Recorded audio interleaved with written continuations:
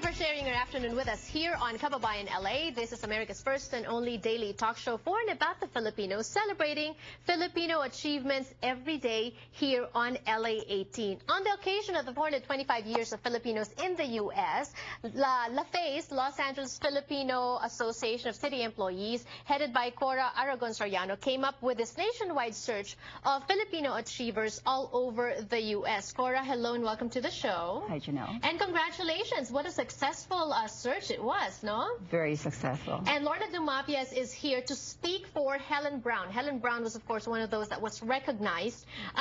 Cora, let's first talk about the search. And I know that you came on the show to call on people to nominate. And then you opened it up to a nationwide search. And how were these nominees evaluated?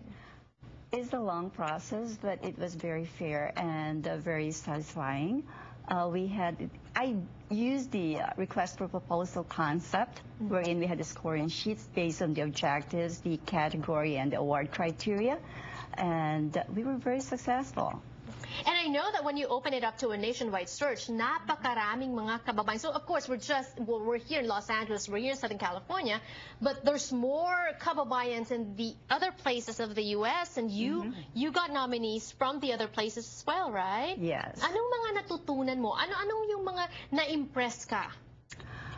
I was very impressed with the fact that there's so many high achievers, also accomplishments of Filipinos all over. Just imagine we got from Alaska, Guam, New York, Washington, and I think when we were reading and evaluating the nomination forms, we were so impressed. We didn't only believe the nomination forms, we also analyzed and called and researched on the validity of their bios. Right. Yeah. And they have to have Filipino blood, or they have to be of Filipino descent, yes, that's part of the criteria. Yes, and because 25% of all the Filipinos living in the U.S. reside here in Southern California, marami rin pong mga achievers ang kinilala from Southern California. Congratulations to all of them as well. Lorna, I know that Helen Brown always gets recognized in a lot of these events. And as a family friend, you can attest to her, being deserving of this award, correct? Yes, Helen was very passionate about her Filipino heritage. Her father was one of the first Commissite teachers in the country at the turn of the century, and her mother is mestiza Spanish Filipina. And Helen actually looked white, and she was so proud to tell people, no, I'm Filipino, right? Right. And in fact, towards her last weeks, before she passed away at age 95, she was speaking in Ilocano, which was the first language that she learned growing up in the Ilocos region. Imagine a woman looking white, looking like Helen. You see her on TV right now, and speaking Ilocano. Wow, diba? Cora, I know that, I'm aware of the contributions of Helen, but for our viewers, for the benefit of our viewers, why did you think, in the panel of evaluators, why did you guys think that she was worthy of this award? She has done a lot. Her concern and passion is always for Filipinos.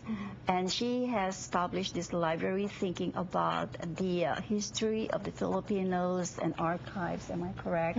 Should be in the library. And she established the first library for Filipinos. As a close family friend, Lorna, I know that Helen, perhaps it wasn't an easy endeavor to create a Filipino, the first ever Filipino, in fact, maybe the only Filipino library here in the LA community. And I know as a family friend, she may have confided in you perhaps, or you're probably aware of some of the difficulties that she encountered. Yes, she did. Well, her passion for establishing such a library started when she was in college, when she first came to the United States.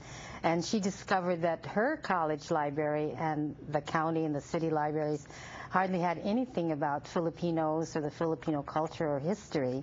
So she was determined to work towards establishing one. Fortunately, through our church, the Filipino Disciples Christian Church, who donated the use of one room for her to open a library. At that time, it was called Paral, or the Filipino American Reading Room.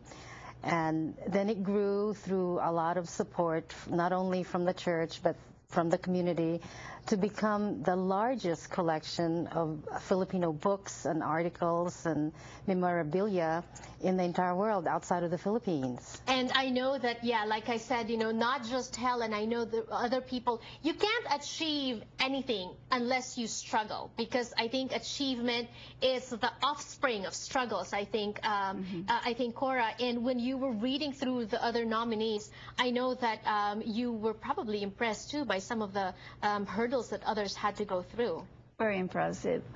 Most of it, I think, is they've encountered like racial discrimination, like Hoshan. Because of racism, he decided to establish this organization. And that was very impressive. And that's one of the things that we Filipinos, because of the barriers, that we strive more to excel and do something for the community. Right. Racial discrimination, did Helen experience?